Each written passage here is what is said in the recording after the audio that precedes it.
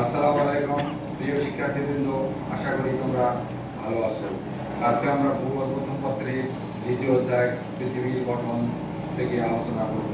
এবং আজকের আলোচনার বিষয় আগ্নেয় বা সংসদাত পর্বত এবং ক্ষয়জাত বা অবশিষ্ট পর্বত। আমরা আগের ক্লাসে পর্বত সম্পর্কে আলোচনা করেছি। পর্বত সম্পর্কে তোমরা অনেক কিছু জেনেছো। আজকে আমরা এখন শুরু করব আগ্নেয় বা সংসদাত পর্বত।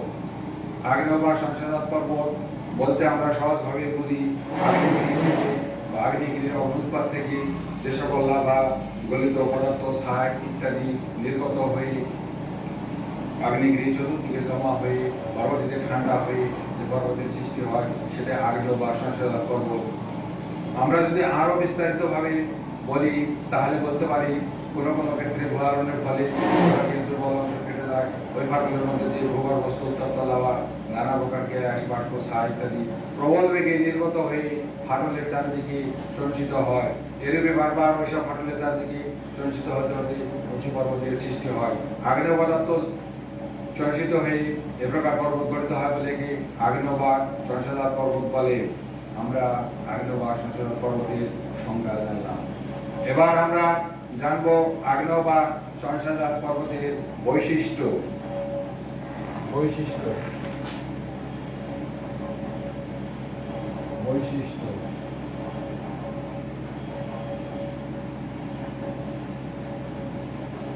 বৈশিষ্ট্য আগ্নেয় বা সংসদাত পর্বতের বৈশিষ্ট্য।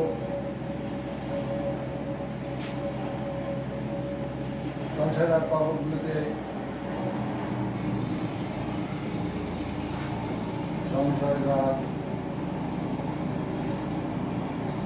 পর্বতগুলোতে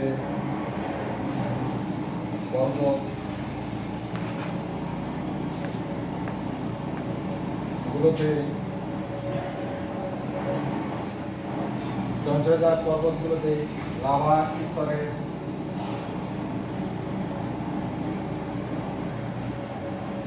সংসদাত পর্বতগুলোতে লাভা স্তরের মাঝে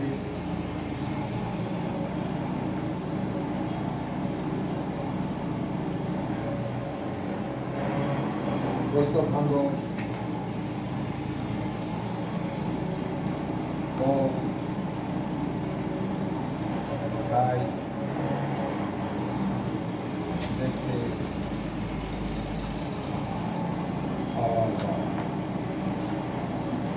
সংসদাত পর্বতগুলোতে লাভা স্তরের মাঝে প্রস্তরখণ্ড ও ছাই দেখতে পাওয়া যায়। 2 নম্বর হলো এ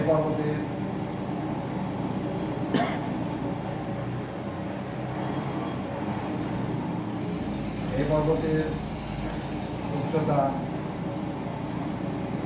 এবং আরো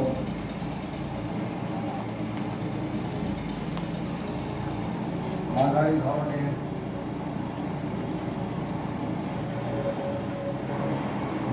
ধরনের হয়ে থাকে। 2 নম্বর হলো এ পর্বতের উচ্চতা এবং ঢালও মাঝারি ধরনের হয়ে থাকে। 3 নম্বর এছাড়া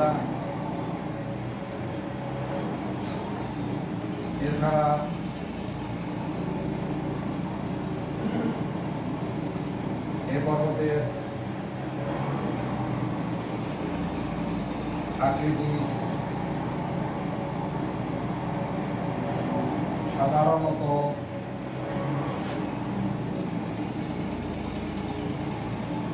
শঙ্কু বা মোচার মতো হয়।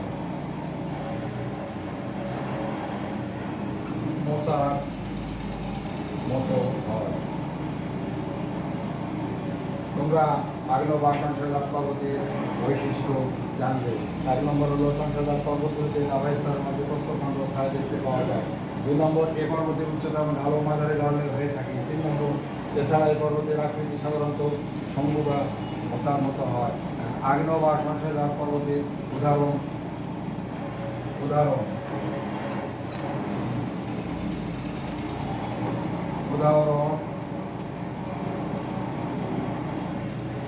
জাপানের Fujiyama, Japan Fujiyama,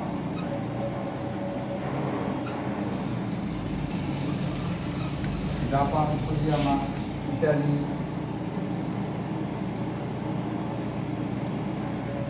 Vesuvius, Vesuvius,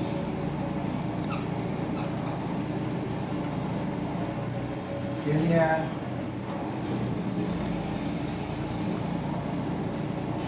Italy, ইতালি ভেসুভিয়াস,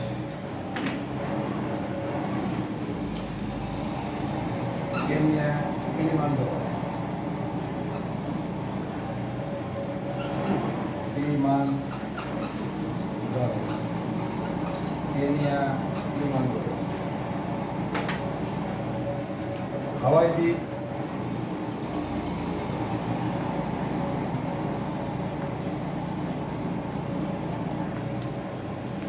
হাওয়াই দ্বীপ মোনাগোয়া,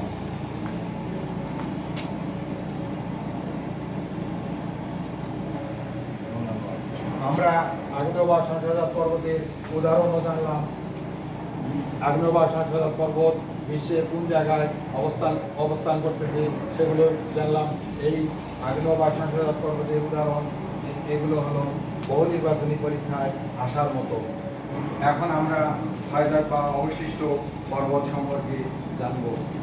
ক্ষয়জাত বা অবশিষ্ট পর্বত আমরা পর্বত সম্পর্কে আলোচনার মাধ্যমে যেগুলো জেনেছি তাতে বলতে পারি বিভিন্ন প্রকার প্রাকৃতিক শক্তির মাধ্যমে, সৌরতাপ বা ক্ষয়ক্ষতির মাধ্যমে উঁচু স্থান ক্ষয়প্রাপ্ত হয়ে যে পর্বতের সৃষ্টি হয় সেটাই ক্ষয়জাত বা অবশিষ্ট পর্বত বলে। আমরা আরও ভালোভাবে যদি বলি তাহলে বলতে পারি ভূত্বকের শিলারাশি কোথাও একই প্রকার উপকরণ দ্বারা গঠিত নয়। এই শিলাসমূহ কোনটি কঠিন এবং কোনটি নরম দ্বারা গঠিত। নরম শিলাগুলো সৌরতাপ, বৃষ্টিপাত, বায়ু প্রবাহ, হিমবাহ প্রভৃতি প্রাকৃতিক শক্তি সময়ের দ্বারা সহজেই ক্ষয়প্রাপ্ত হয়ে অপসারিত হয়, কিন্তু কঠিন শিলাগুলো অল্প ক্ষয়প্রাপ্ত হয়ে পর্বতগুলি থেকে যায়। এরূপে শ্রেষ্ঠ পর্বতকে ক্ষয়জাত বা অবশিষ্ট পর্বত বলে। তোমরা ক্ষয়জাত বা অবশিষ্ট পর্বতের সংজ্ঞা জানলে। ক্ষয়জাত বা অবশিষ্ট পর্বতের বৈশিষ্ট্য। ক্ষয়জাত বা অবশিষ্ট পর্বতের বৈশিষ্ট্য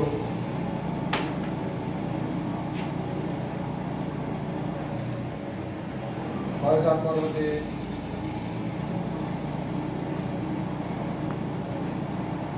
ক্ষয়জাত পর্বতে ক্ষয়চিহ্ন বর্তমান থাকে। ক্ষয় চিহ্ন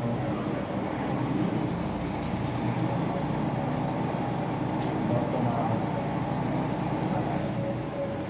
ক্ষয়জাত পর্বতে ক্ষয়চিহ্ন বর্তমান থাকে। এটি যে কোনো শিলাস্তরে গঠিত হয়। এটি যে কোনো শিলাস্তরে গঠিত হয়।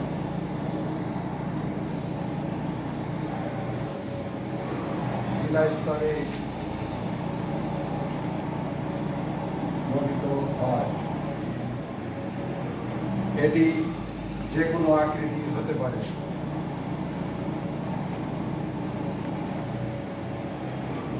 এটি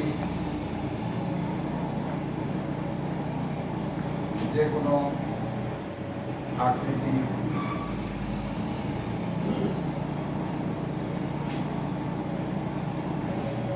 হতে পারে।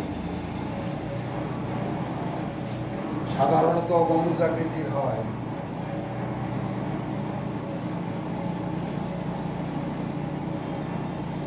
সাধারণত গম্বুজাকৃতির হয়। তাহলে আমরা ক্ষয়জাত পর্বতের বৈশিষ্ট্য জানলাম। ক্ষয়জাত পর্বতে ক্ষয়চিহ্ন বর্তমান থাকে। এটি যে কোনো শিলাস্তরে গঠিত হয়। এটি যে কোনো আকৃতির হতে পারে। সাধারণত গম্বুজাকৃতির হয়। সাধারণত গম্বুজাকৃতির হয়।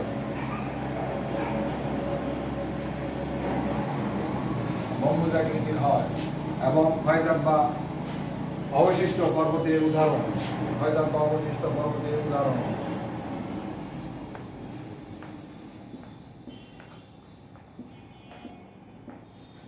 ক্ষয়জাত বা অবশিষ্ট পর্বতের উদাহরণ: ভারত, আরাবল্লী,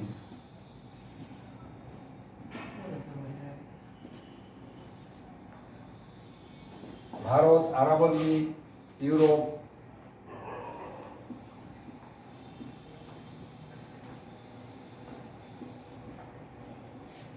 সিয়েরা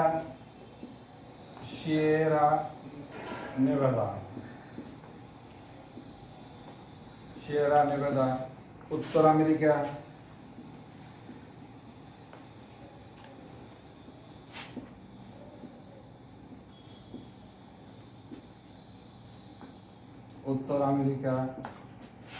অ্যাপালেশিয়ান।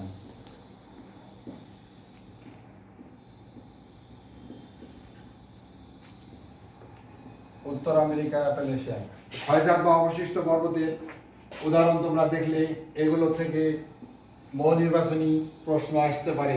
যেমন ধরো এই ধরনের একটা ক্ষয়জাত বা অবশিষ্ট পর্বত ভারতে আছে, এই ভারতের ক্ষয়জাত বা অবশিষ্ট পর্বতের নাম বলো, বহু নির্বাচনী প্রশ্নে আসতে পারে।